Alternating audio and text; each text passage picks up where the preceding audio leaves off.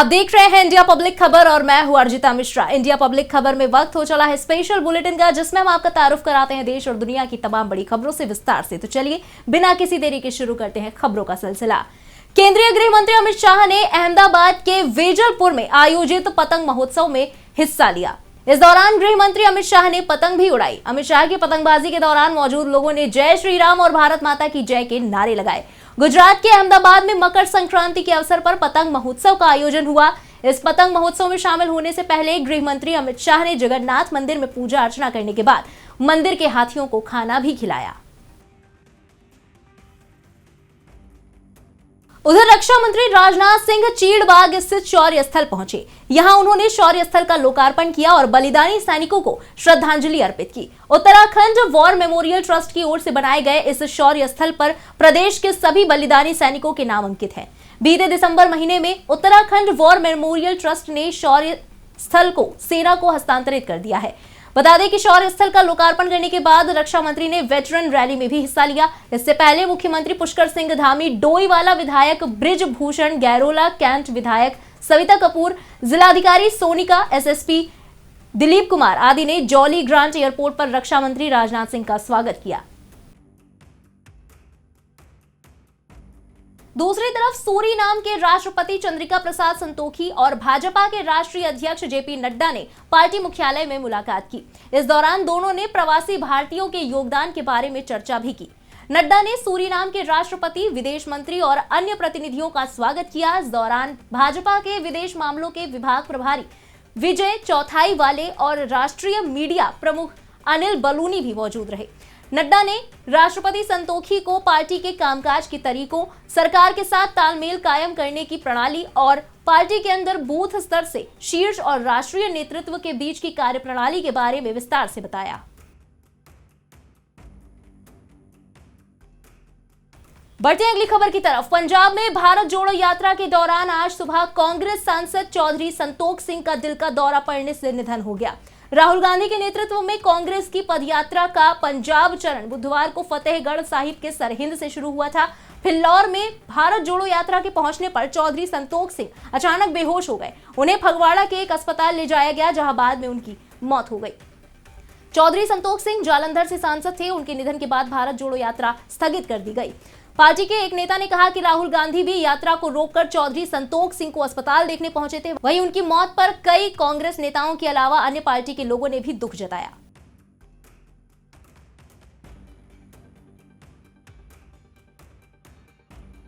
कांग्रेस नेता राहुल गांधी की अगुवाई में भारत जोड़ो यात्रा लुधियाना पहुंच चुकी है। उनके साथ पंजाब कांग्रेस के कई कद्दावर नेता शामिल रहे।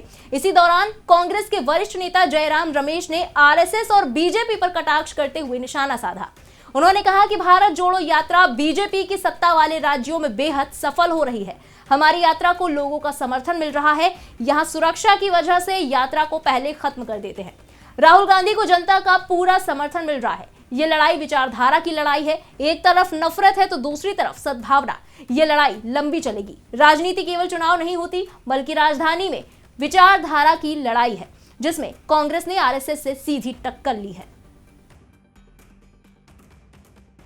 अभी हम जालंधर की ओर बढ़ रहे हैं लुधियाना से, और पंजाब में भी दूसरे राज्यों के माफिक हमें उत्साहजनक स्वागत मिला है जनता से। और यहाँ सुरक्षा की वजह से शुरुआत यात्रा की 7 बजे होती है और हम 5:45 तक खत्म कर देते हैं, पर उसके बावजूद लोग भारी संख्या में सड़क पर उतरे हैं और राहुल जी का और भारत यात्रियों का भरपूर स्वागत कर रहे हैं। दूसरी तरफ संगम पर मकर संक्रांति स्नान रविवार से शुरू हो गया। भोर से ही श्रद्धालुओं का हुजूम संगम तट पर पहुंचने लगा। हर हर महादेव और हर हर गंगे के उद्घोष के साथ श्रद्धालुओं ने पवित्र गंगा नदी में पुण्य की डुबकी लगाई। वहीं प्रशासन के द्वारा बताया गया है कि मकर संक्रांति स्नान पर लाखों श्रद्धालु आस्था की डुबकी लगा चुके हैं। वहीं वाराणसी में भी मकर संक्रांति के पर्व पर गंगा नदी के तट पर लोगों का हुजूम उमड़ पड़ा।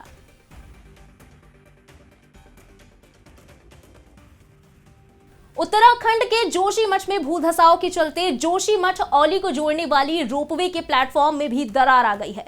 ये जानकारी रोपवे मैनेजर दिनेश भट्ट ने दी है। उन्होंने कहा कि रोपवे में दरारें शुक्रवार देर रात से आई हैं, इससे खतरा बना हुआ है। हमने एहतियात के तौर पर रोपवे बंद किया है, रोपवे अगले आदेश तक बंद रहेगा।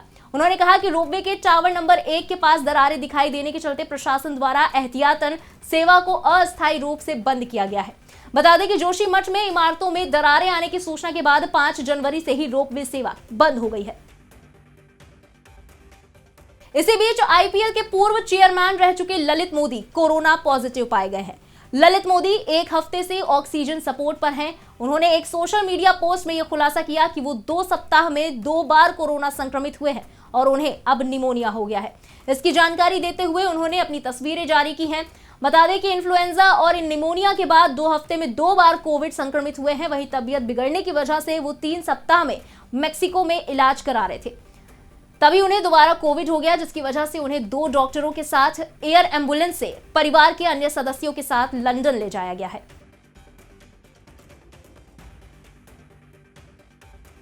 बढ़ते अगली खबर की तरफ। उत्तराखंड की पहाड़ियां आज चांदी सी चमक रही हैं। प्रदेश के ज्यादातर हिस्सों में बर्फबारी हुई है, वहीं निचले हिस्सों में बारिश तो ऊंचाई वाले क्षेत्रों में बर्फबारी का सिलसिला लगातार जारी है।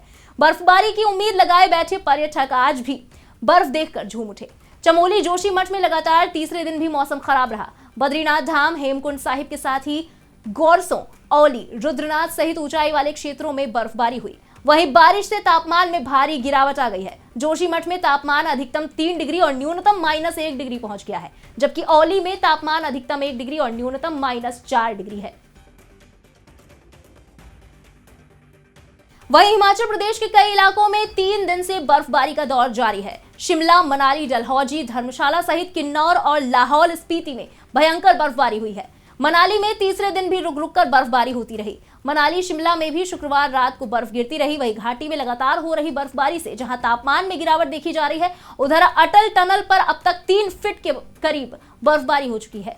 वहीं रोहतांग पास में 4 फीट और सोलंग नाला में आधा फीट के करीब बर्फबारी हुई है।